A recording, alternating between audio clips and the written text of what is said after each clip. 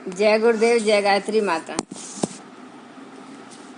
हमारी वसीयत और विरासत, इसमें लिखा है कि तीसरा वर्ग प्रज्ञा परिवार का है। यह पुस्तक पंडित श्री राम शर्मा आचार्य जी द्वारा लिखित है।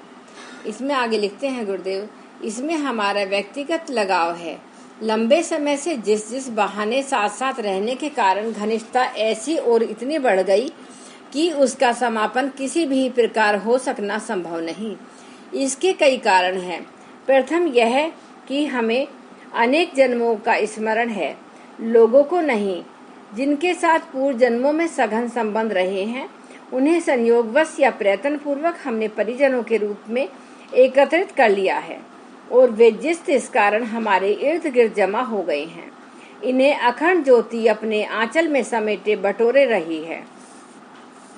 संगठन के नाम पर चलने वाले रचनात्मक कार्यक्रम भी इस संदर्भ में आकर्षण उत्पन्न करते रहे हैं। इसके अतिरिक्त बच्चों और अभिभावकों के बीच जो सहज वात्सल्य भरा आदान प्रदान रहता है, वह भी चलता रहा है।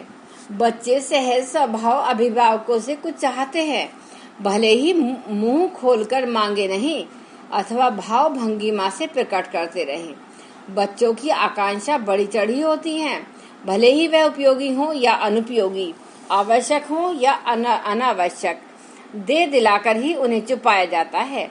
इतनी समझ होती नहीं कि पैसा व्यर्थ जाने और वस्तु किसी काम न आने का तर्क उसके गले उतारा जा सके। बच्चों और अभिभावकों के बीच यह दुलार भरी खींचतान तब तक चलती रहती है जब तक वे परिपक्व नहीं हो जाते और उपयोगिता अनुपयोगिता का अंतर नहीं समझने लगते। हमारे साथ एक रिश्ता परिजनों का भी चलता रहा है। मान्यता यो मान्यता, आदत सो आदत, प्रत्यक्ष रिश्तेदारी ने सही, पूर्व संचित सघनता का दबाव सही। एक ऐसा सघन सूत्र हम लोगों के बीच विद्यमान है जो विचार विनिमय संपर्क सानिध्य तक ही सीमित नहीं रहता। कुछ ऐसा भी चाहता है कि अधिक प्रसन्नता का कोई साधन, कोई अवसर हाथ लगे। कईयों के सामने कठिनाइयां होती हैं, कई भ्रमवश जंजाल में फंसे रहते हैं। कईयों को अधिक अच्छी स्थिति चाहिए, कारण कई हो सकते हैं, पर देखा यह जाता है कि अधिकांश लोग इच्छा आकांक्षा लेकर आते हैं, वाणी से या बिना वाणी के व्यक्त करते हैं, साथ ही सोचते हैं कि हमारी बात यथा स्थान पहुंच गई। उसका विश्वास उन्हें तब होता है जब पूरा न सही आधा अधूरा उपलब्ध भी हो सक जाता है। याचक और दानी का रिश्ता दूसरा है, पर बच्चों और अभिभावकों के बीच यह बात लागू नहीं होती। बछड़ा दूध न दिए पिए तो गाय का बुरा हाल होता है, मात्र गाय ही बछड़े को नहीं देती, बछड़ा भी गाय को देता है। यदि ऐसा न होता तो कोई अभिभावक बच्चे जनने और उनके लालन पालन में समय लगाने, पैसा खर्च करने का झंझट मोल न लेते। कहने को गायत्री परिवार, प्रज्ञा परिवार आदि नाम रखे गए हैं।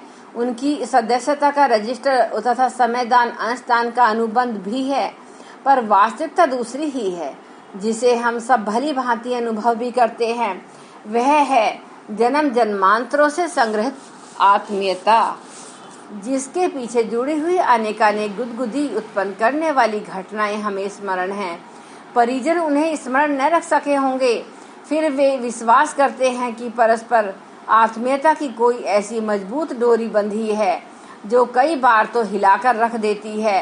एक दूसरे के अधिक निकट आने पर परस्पर कुछ अधिक कर गुजरने के लिए आतुर होते हैं। यह कल्पना नहीं, वास्तविकता है, जिसकी दोनों पक्षों को निरंतर अथवा समय समय पर अनुभूति होती रहती है। यही तीसरा वर्ग है बालकों का। इनकी सहायता से मिशन का कुछ काम भी चला है, पर वह बात गौण है। प्रमुख प्रश्न एक ही है कि इन्हें हंसता हंसाता खिलखिलाता देखने का आनंद कैसे मिले। अब तक पेट परामर्श, सत्संग सुविधा, सानिध्य से भी इस भाव संवेदना की तुष्टि होती थी, पर अब तो नियति ने वह सुविधा भी हाथ से छीन ली है। अब परस्पर भेंट मिलन का अध्याय ही समाप्त होता जा रहा था। इसमें समय की कमी या कोई व्यवस्था संबंधी कठिनाई कारण नहीं है। बात इतनी भर है कि इससे सूक्ष्मीकरण में बाधा पड़ती है, चित्त भटकता है और जिस स्तर का अंतराल पर दबाव पड़ना चाहिए वह बिखर जाता है।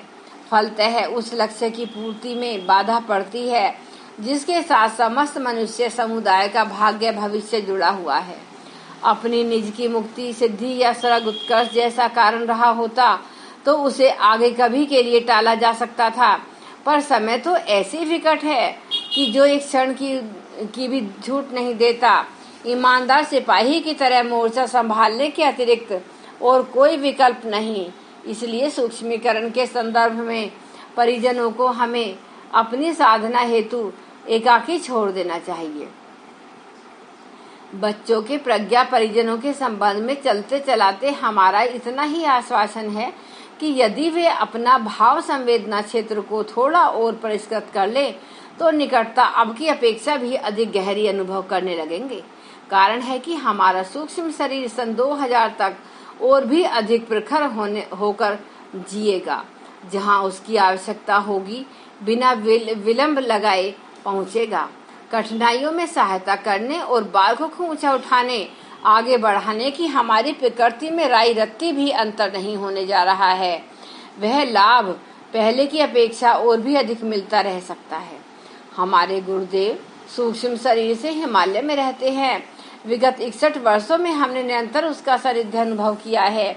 यूं आंखों से देखने की बात मात्र जीवन भर में 3 बार ही 3 दिन के लिए संभव हुई है। भाव सानिध्य में श्रद्धा की उत्कृष्टता रहने से उसकी परिणति एकलव्य के द्रोणाचार्य, मीरा के कृष्ण, रामकृष्ण के काली दर्शन जैसी होती है। हमें भी वे भविष्य में हमारी निकटता अपेक्षाकृत और भी अच्छी तरह अनुभव करते रहेंगे।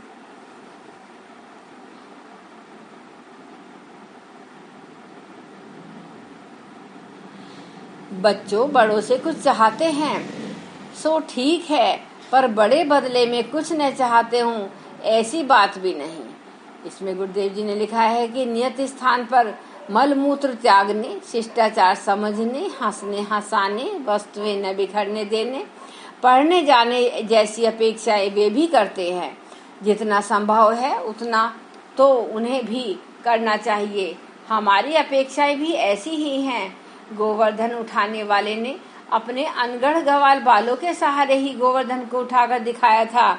हनुमान की बात किसी ने नहीं सुनी तो अपने सहचर रीछ वानरों को ही समेट लाए।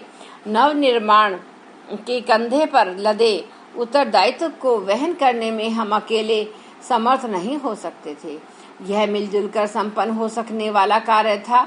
सो समझदारों में से कोई हाथ न लगा तो अपने इसी बाल परिवार को लेकर जुट पड़े और जो जितना कुछ संभव हो सका करते रहे। अब तक की प्रगति का यही सार संक्षेप है। बात अगले दिनों की आती है। हमें अपने बच्चों के लिए क्या करना चाहिए, इस कर्तव्य उत्तरदायित्व का सदा ध्यान रहा है और जब तक चेतना का अस्तित्व है उसका स्मरण दिलाने योग्य बात एक ही है कि हमारी आकांक्षा और आवश्यकताओं को भुला न दिया जाए। समय विकट है, इसमें प्रत्येक परिजन का समय दान और अंश दान हमें चाहिए। जितना मिलता रहा है उससे भी अधिक मात्रा में, क्योंकि जो करना है उसके लिए तत्काल कदम उठाने हैं। सो भी बड़े कामों के लिए बड़े बड़े लोग चाहिए, बड़े साधन भी। हमारे परिवार का हर व्यक्ति बड़ा है। छोटेपन का तो उसने मुखौटा भर पहन रखा है। उतारने भर की देर है, उसका असली चेहरा दृष्टिगोचर होगा। भेड़ों के समूह में पले सिंह की शावक की कथा आपने प्रज्ञा परिजनों में से प्रत्येक के ऊपर लागू होती है या हो सकती है। हमें हमारे मार्गदर्शन ने के एक पल में शूद्रता झटक कर महानता का परिधान पहना दिया था। इस कायाकल्प में मात्र इतना ही हुआ था कि लोभ मोह की कीचड़ से उबरना पड़ा, जिसके सत परामर्शों आग्रह की अपेक्षा करनी पड़ी। आत्मा परमात्मा के संयुक्त निर्णय को सिरोधार्य करने का साहस जुटाना पड़ा। एकाकी चलने का आत्मविश्वास जागा और आदर्शों को भगवान मानकर कदम बढ़े। इसके बाद एकाकी नहीं रहना पड़ा और न साधनहीन उपेक्षित स्थिति का कभी आभास हुआ।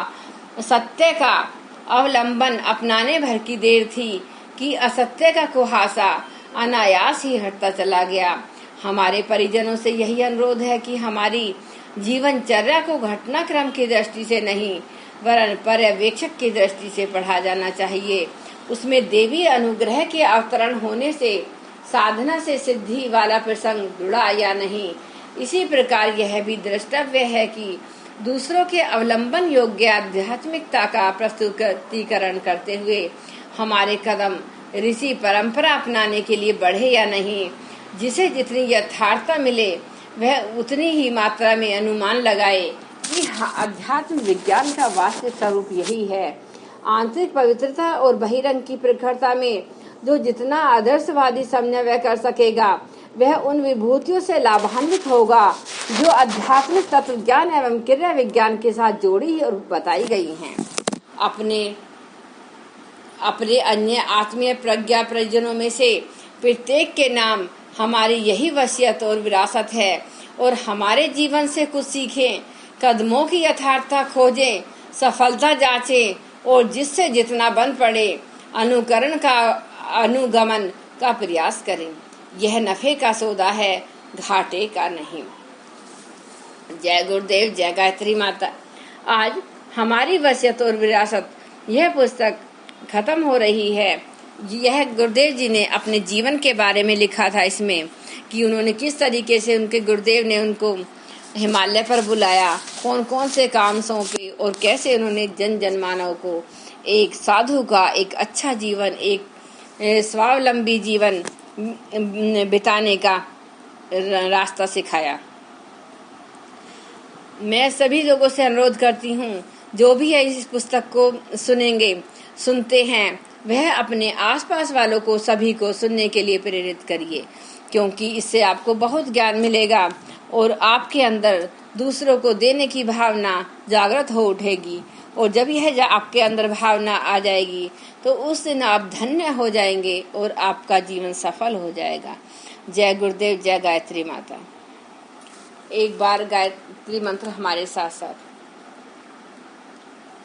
ओम भूर्भुवः स्वः तत्सवितुर्वरेण्यं भर्गो देवस्य धीमहि धियो यो न प्रचोदयात्। जय गुरुदेव, जय गायत्री माता।